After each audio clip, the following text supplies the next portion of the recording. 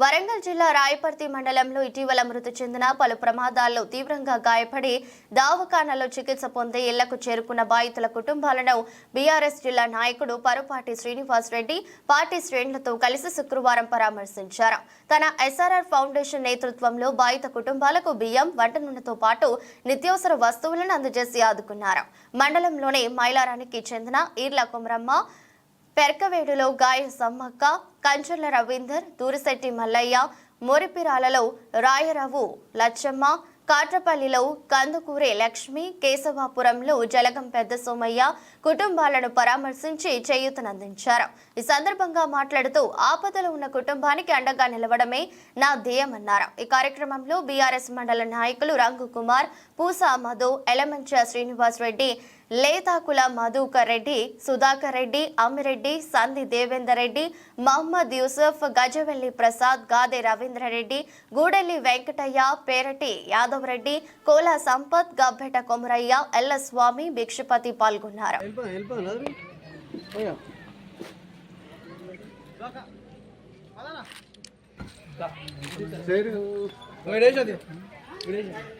ఈరోజు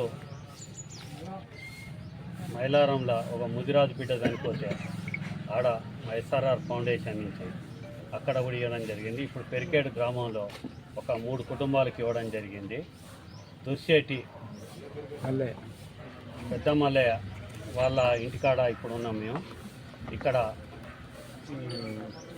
ఎవరికి ఏది జరిగినా కానీ, ఆరోగ్యం బాగాలేకున్నా, హెల్త్ బాగాలేకున్నా, ఇట్లా గ్రామ పెద్దలు మన సమ్మన్న కానీ, సర్పంచి రాజబాబు గారు కానీ, అలాగే పెరికేడు గ్రామ పెద్దలు కానీ, అలాగే బీఆర్ఎస్ నాయకులు కానీ, అలాగే యూత్ నాయకులు కానీ వాళ్ళ సలహాలు సూచనలతో మా ఎస్ఆర్ఆర్ ఫౌండేషన్ నుంచి వాళ్ళకు బియ్యమును నూనె అందజేయడం జరుగుతుంది.